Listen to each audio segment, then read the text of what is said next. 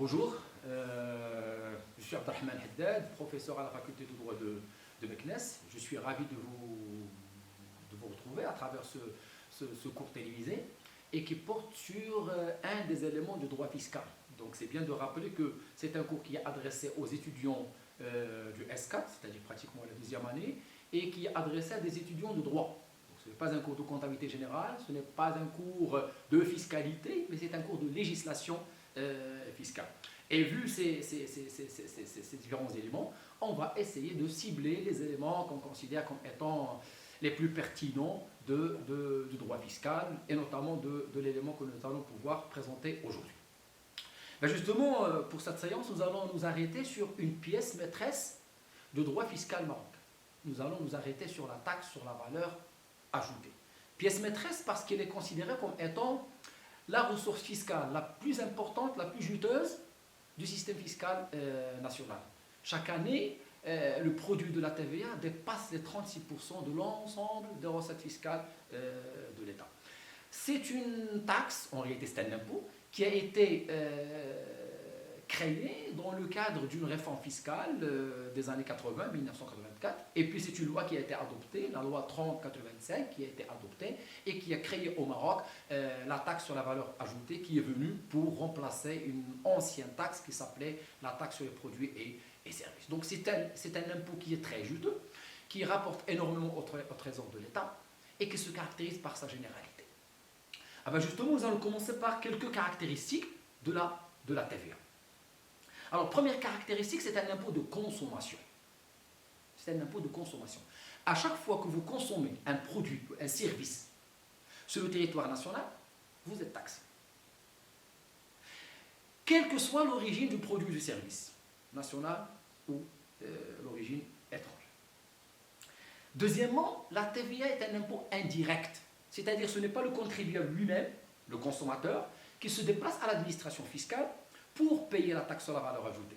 Mais il y a un intermédiaire, c'est-à-dire soit le vendeur, le prestataire de service, c'est lui qui va jouer l'intermédiaire, le rôle d'intermédiaire, et qui va transférer votre impôt à l'État. Donc c'est un impôt indirect, je paye au vendeur, au prestataire de service, et c'est lui qui se charge par la suite de transmettre à l'État.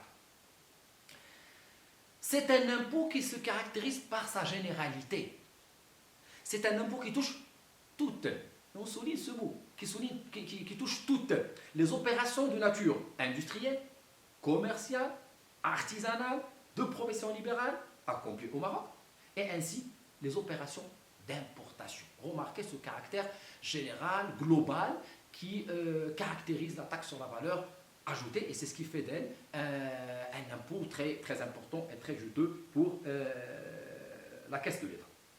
Mais il y a des opérations qui ont été mises en dehors du champ d'application de la taxe sur la valeur ajoutée. C'est le cas des opérations agricoles, c'est le cas des opérations civiles. Par exemple, lorsque je demande un acte de naissance, je ne paye pas de TVA sur l'acte de naissance. Lorsque je fais un acte de mariage, l'acte de mariage n'est pas soumis à la taxe sur la valeur ajoutée. Et c'est le cas aussi du commerce de détail qui n'atteint pas le niveau de 2 millions de dirhams. Donc, lorsque je réalise l'année précédente un chiffre d'affaires de moins de 2 millions de dirhams, je ne suis pas soumis à la taxe sur la valeur ajoutée.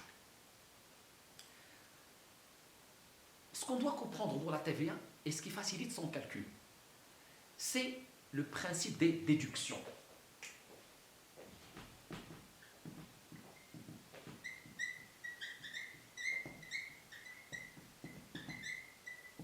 C'est un principe génial qui constitue la base du paiement de la taxe de la valeur ajoutée et qui fait qu'en fin de compte, seul le consommateur final paye la taxe sur la valeur ajoutée. Pour comprendre le principe des déductions, on va donner un exemple simple et simplifié. On va supposer que c'est un grossiste qui a vendu un ordinateur à un détaillant. C'est un grossiste qui a vendu un ordinateur à un détaillant. On va supposer que le prix de l'ordinateur, le prix hors taxe, c'est 5 000 dirhams. La loi nous dit que cette opération est soumise, cette opération de vente, on est en train de consommer, est soumise à une taxe, 20%, donc c'est la TVA. Dans ce cas, c'est 20%, ça peut être moins, c'est 7, 14, on verra. Dans ce cas, c'est 20%. Donc, 20% par rapport à 5000 dirhams, c'est l'équivalent de 1000 dirhams. Donc, le détaillant doit payer au grossiste à la fois le prix de la marchandise plus la TVA. Donc, c'est ce qu'on appelle le prix TTC, 5000 plus 1000 dirhams, ça fait 6000 dirhams. 6000 dirhams. 6000 dirhams, voilà. Donc, le détaillant doit payer au grossiste 6000 dirhams, dont 1000 dirhams de TVA. Okay. Maintenant, le grossiste doit payer la TVA à l'État. Lui, c'est un intermédiaire. Il va jouer le rôle d'intermédiaire. Qu'est-ce qu'il doit payer à l'État? Alors, pour payer à l'État, qu'est-ce qu'on va faire? On va appliquer le principe de déduction qui signifie la TVA facturée, ou bien ce qu'on appelle la TVA collectée, moins la TVA supportée. On n'entend pas la TVA supportée, la TVA que le grossiste a supportée auparavant. Dans cet exercice, nous n'avons aucun chiffre. Donc, on va dire, la TVA facturée, c'est ce que le détaillant a payé, c'est les 1000 dirhams. 1000 dirhams. La TVA supportée avant, on n'a aucun chiffre, donc c'est 0. Et donc, la TVA exigible, ou bien la TVA due, exigible ou due, c'est 1000 moins 0, ça fait 1000 dirhams. Donc, le grossiste doit transmettre à l'État 1000 dirhams. Et remarquez qu'il n'a rien payé de sa poche, c'est le détaillant qui a supporté les 1000 dirhams. Prix TTC. Bien. Maintenant, nous allons supposer que le même détaillant va vendre le même ordinateur à un consommateur. On va dire M. Kamel, par exemple. Et le détaillant va vendre le même ordinateur qu'il a déjà acheté contre la somme de 6000 dirhams. Il a décidé de le vendre contre la somme de 10 000 dirhams. Hors taxe. Vous remarquez qu'il l'a acheté à 6 000 et va le vendre contre 10 000. Donc il y a quand même un gain, il y a un bénéfice. Il y a de la valeur ajoutée. La taxe est payée sur cette valeur ajoutée. Donc le détaillant va devoir payer pour cette valeur ajoutée. Ce n'est pas lui qui va payer, c'est quelqu'un qui va supporter la taxe sur la valeur ajoutée. Alors, même opération, hors taxe. Bien sûr, c'est une opération soumise, ça c'est le prix hors taxe. L'opération est soumise à 20%, donc TVA, 20%. 20% par rapport à 10 000 dirhams, ça nous donne 2 000 dirhams. Donc le prix TTC, c'est 10 000, le prix de la marchandise, hors taxe, plus la TVA, 10 000, ça donne 12 000 dirhams. Donc Kamel doit payer le montant de 12 000 dirhams au détaillant pour acquérir le même ordinateur. Bien. Maintenant, Kamel a payé la TVA au détaillant. Et le détaillant doit remettre la TVA à l'État. C'est ça son rôle, c'est un intermédiaire. Mais, avant de remettre la TVA à l'État, il doit d'abord récupérer la TVA qu'il a déjà supportée dans la première opération. C'est-à-dire lorsque lui avait acquis l'ordinateur chez le grossiste. Alors, on va reprendre la même opération. Donc, c'est la TVA facturée moins la TVA supportée. Alors, la TVA facturée, c'est la TVA que le détaillant a facturée sur Kamel. C'est 2000 dirhams. 2000 dirhams.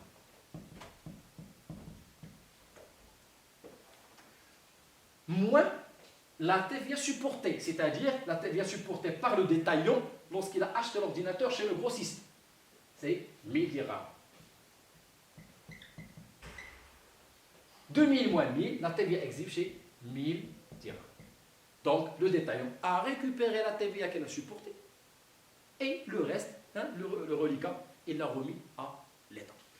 Remarquez que c'est un peu génial dans le cadre de la TVA, dans la mesure où seul le consommateur final a payé la taxe sur la valeur ajoutée. Seul le consommateur final a payé la taxe sur la valeur ajoutée. Même si vous faites la somme de la TVA versée par le détaillant et la TVA versée par le grossiste, c'est 1000 dirhams, 1000 dirhams. C'est l'équivalent des 2000 dirhams que Kamel, le consommateur final, a supporté. Donc c'est un circuit où en général, seul le consommateur final supporte la taxe sur la valeur ajoutée. Ça, c'est ce qu'on appelle le principe de déduction. Bien évidemment, ça c'est un exemple très simplifié, juste pour un petit calcul, mais chaque entreprise fait le même calcul, mais d'une manière beaucoup plus profonde, puisqu'il va calculer l'ensemble de ses opérations, tout ce qu'il a supporté comme achat de marchandises, d'outils, etc. Et il va calculer la TVA collectée par rapport à la TVA supportée. Donc c'est une opération de calcul beaucoup plus profonde, mais là c'est juste un exemple simplifié, et c'est le même principe qui est applicable dans toutes les opérations, le principe des déductions. Bien. Par la suite, nous allons voir quelques éléments qui expliquent davantage le système de la TVA.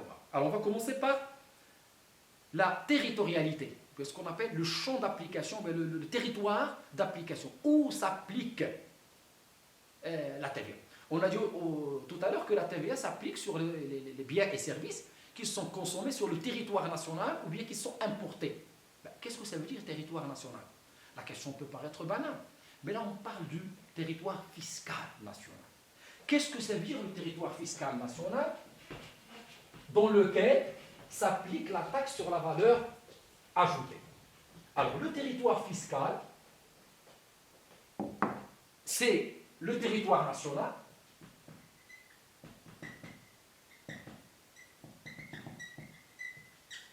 plus les zones territoriales.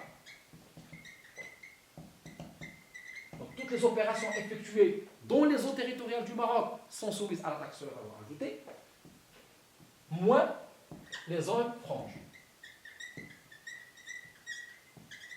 Donc les zones franches qui se situent sur le territoire national, mais fiscalement, par rapport à la TVA, ils sont exonérés, ne sont pas considérés comme un territoire fiscal. Et c'est pour cela un produit qui rentre d'une zone franche vers ce territoire est considéré comme un produit importé, alors qu'il sort du territoire national. Mais fiscalement, c'est autre chose.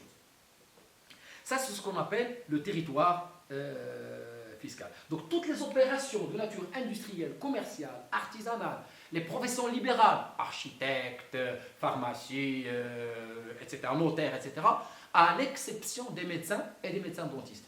Profession libérale, à l'exception des médecins et des médecins dentistes. Toutes ces opérations, une fois qu'elles sont réalisées sur le territoire national, automatiquement, elles sont soumises à la taxe sur la valeur ajoutée. Et c'est le cas aussi des biens qui sont importés, des biens et services qui sont importés, soit des zones franches, soit des pays, d'autres pays avec lesquels nous avons des rapports de coopération internationale. Ça, c'est le territoire fiscal de la TVA. Le deuxième élément, qui paye la TVA? Les assujettis. Alors, bien évidemment, ce sont les personnes qui effectuent ces opérations industrielles, commerciales, artisanales, professions libérales, les importateurs qui payent la taxe sur la valeur ajoutée. C'est-à-dire c'est le consommateur qui paye, mais eux, ils sont obligés d'inclure la taxe sur la valeur ajoutée dans le prix de la marchandise. Toutefois, par exemple, les personnes morales de droit public, l'État, les collectivités territoriales, les établissements publics, en principe ne sont pas soumis à la taxe sur la valeur ajoutée, mais uniquement lorsqu'ils agissent comme des personnes morales de droit public, c'est-à-dire comme une puissance publique, comme on le sait en droit administratif. Par contre, lorsqu'ils agissent comme des personnes de droit privé, c'est-à-dire lorsqu'ils agissent comme des marchands, comme des commerçants, ils sont soumis au droit, justement au droit de la taxe sur la valeur ajoutée. Lorsque j'achète par exemple un billet d'avion ou bien un billet de train, ben, c'est l'État, mais c'est l'État commerçant, c'est l'État marchand. Donc je paye la taxe sur la valeur ajoutée. Troisièmement, les opérations imposables, on vient d'en parler, mais quand même il y a une certaine nuance, et il y a des opérations qui sont obligatoirement imposables, donc ils sont indiscutables, ils sont touchés par l'impôt, on va les voir. Et il y a des opérations qui ne sont pas imposables, mais qui peuvent le devenir, ce qu'on appelle des opérations imposables par option. Et enfin, l'importation. Alors si je prends les opérations obligatoirement imposables, comme je viens de dire, toutes les activités industrielles, commerciales, artisanales, les travaux immobiliers, les opérations immobilières, les professions libérales, à l'exception des médecins et dentistes, ainsi que les opérations d'importation, toutes ces opérations, toutes ces activités sont soumises à la taxe sur la valeur ajoutée. C'est le cas aussi du commerce, mais du commerçant dont le chiffre d'affaires dépasse 2 millions de dirhams. Donc si mon chiffre d'affaires dépasse 2 millions de dirhams l'année précédente, je serai soumis à la taxe sur la valeur ajoutée. Il y a des opérations qui sont soumises à la TVA, mais par option. C'est-à-dire, je suis exonéré, la loi m'a exonéré de la TVA, mais je veux être soumis à la taxe sur la valeur ajoutée. Ben, ça peut paraître un peu paradoxal, extraordinaire, mais lorsque je deviens soumis à la TVA, ça me permettrait de récupérer la TVA supportée. Ça me permet de bénéficier du principe des déductions. Donc c'est un choix. C'est un choix que l'opérateur lui-même effectue de rester exonéré ou bien de présenter la demande à l'administration fiscale pour être passible de la taxe sur la valeur ajoutée. Alors, c'est le cas par exemple, un exemple parmi d'autres, c'est le cas des petits fabricants dont le chiffre d'affaires est égal ou inférieur à 500 000 dirhams. Donc, lorsque vous avez un tel chiffre d'affaires, en principe, vous êtes exonéré, mais vous pouvez demander à ce que vos opérations soient soumises à la taxe sur la valeur ajoutée. Donc, ça reste un choix, c'est une option.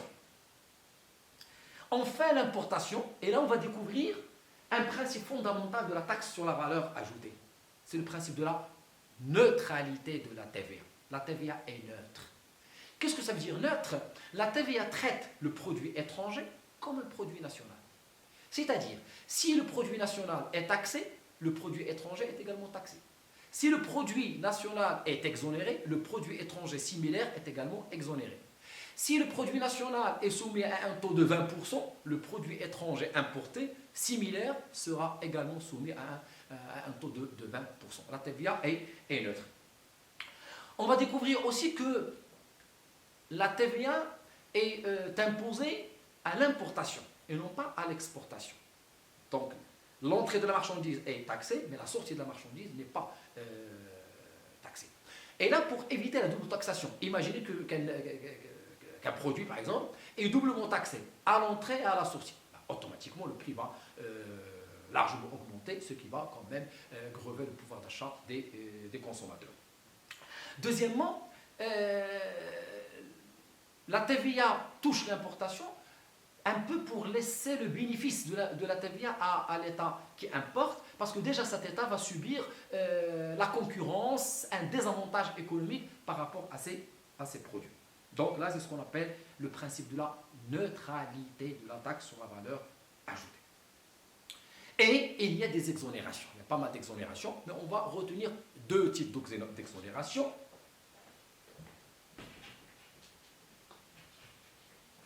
Donc, lorsqu'on parle d'exonération, on peut retenir deux termes pour faciliter l'explication. Alors, l'exonération, on peut retenir exonération sans droit à déduction. Je suis exonéré, mais je n'ai pas le droit de récupérer la TVA supportée auparavant.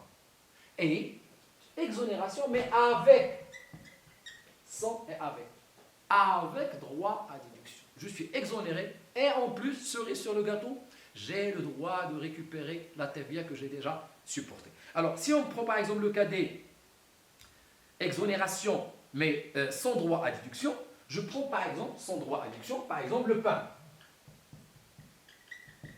À titre d'exemple, le pain, qui est évidemment un produit de consommation fondamental pour les citoyens et les citoyennes.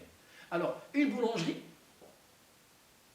elle est exonérée de la TVA. C'est-à-dire qu'elle a le droit de vendre le pain hors taxe. Comme ça, le prix du pain sera quand même maîtrisé et maîtrisable. Et il sera à la portée de tout le monde.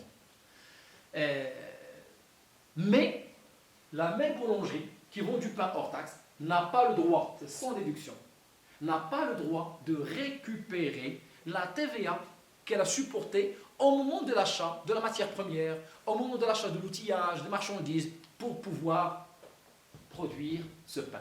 Donc je vends le pain hors taxe, mais je n'ai pas le droit de bénéficier de la déduction, c'est-à-dire de récupérer la TVA que j'ai supportée auparavant. Ça, c'est le premier cas. On peut trouver du pain, couscous, les dattes, etc.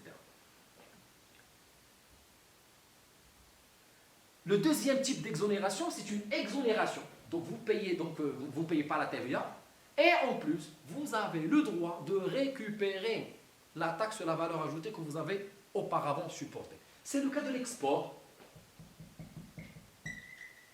Donc, dans le cadre de l'encouragement de l'exportation, l'exportateur ne paye pas la TVA, donc il est exonéré, et en plus, il a le droit, dans certaines conditions, de récupérer la taxe sur la valeur ajoutée qui a grevé, qui a touché donc les biens, les services, les marchandises, les outillages qu'il a dû acheter pour pouvoir préparer ces produits et les exporter. Donc là, il a un double avantage, à la fois l'exonération, mais aussi le droit de récupération. Donc exonération sans droit à déduction, mais exonération avec droit à déduction.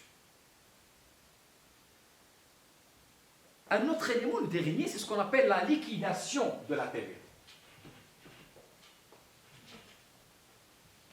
La liquidation de la TVA. Alors, lorsqu'on dit liquidation de la TVA, on entend exactement calcul. C'est ça le mot ici, liquidation en droit fiscal. Calcul. On va calculer la TVA. Et pour calculer la TVA, on a besoin d'un taux.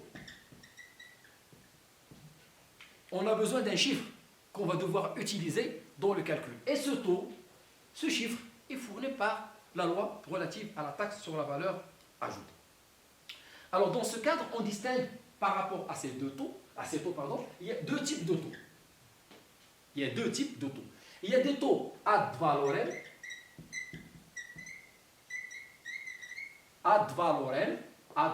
selon la nature, selon la valeur, et des taux spécifiques. Des taux ad valorem et des taux spécifiques. Alors, les taux ad valorem, elles ont la particularité d'être exprimés en termes de pourcentage. Et il existe 4 taux ad valorem. Il y a un taux normal de 20%, c'est le plus élevé, mais il est considéré par la loi comme étant normal. Donc 20%.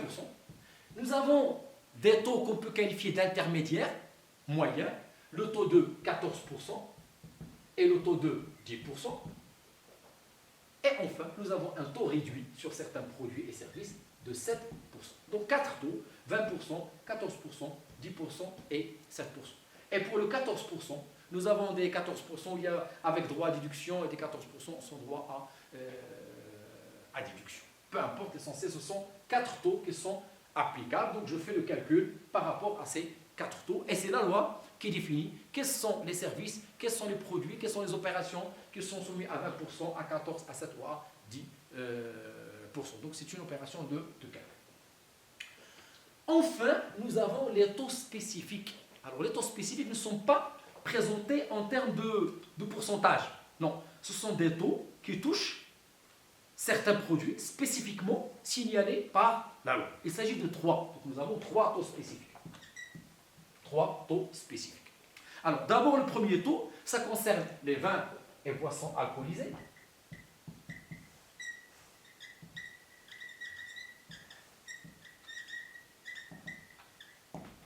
Les vins et boissons alcoolisés. Alors là, le taux spécifique applicable, c'est 100 dirhams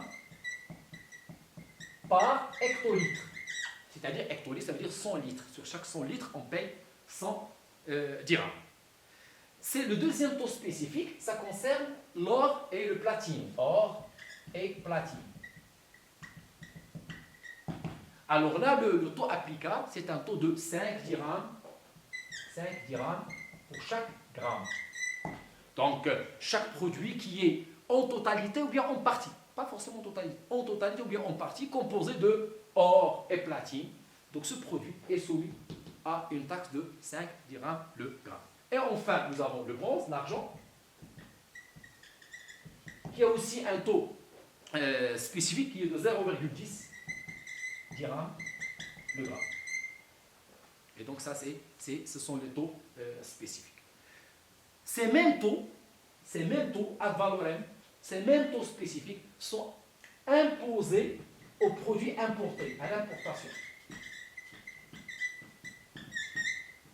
À l'importation. C'est ce que nous rappelle le principe de la neutralité de la TVA. Le produit importé est traité comme un produit national. Il est traité comme un produit national, avec les mêmes taux applicables au produit national. Juste à titre de rappel, lorsque je dis l'importation, il ne faut pas quand même confondre les droits de douane avec la taxe sur la valeur ajoutée. Ce sont deux choses différentes. Donc là, on parle de la taxe sur la valeur ajoutée. Les droits de douane ils sont fixés par le code des douanes et qui est régulièrement modifié, adapté par les différentes lois de finances. Mais là, on parle uniquement de la TVA. Un produit qui rentre sur le territoire national, c'est un produit qui est soumis à la taxe sur la valeur ajoutée au même titre que les produits nationaux. Donc remarquez cette généralité, comme on l'a dit tout à l'heure, au niveau des caractéristiques de la taxe sur la valeur ajoutée, une véritable généralité, un impôt presque exhaustif qui touche presque tous les domaines, toutes les activités, toutes les opérations, à quelques exonérations près qui sont citées par la loi, et ce qui permet à la taxe sur la valeur ajoutée d'être une source juteuse pour le trésor de l'État, d'être une recette fiscale, ou bien la recette fiscale la plus importante au niveau de l'État. Et n'oubliez pas que c'est une taxe qui a été créée dans le cadre d'une réforme fiscale, c'est-à-dire dans le cadre d'une modernisation de l'administration fiscale. Et parmi les éléments de cette modernisation, c'est la procédure elle-même. C'est-à-dire c'est un impôt basé sur la déclaration.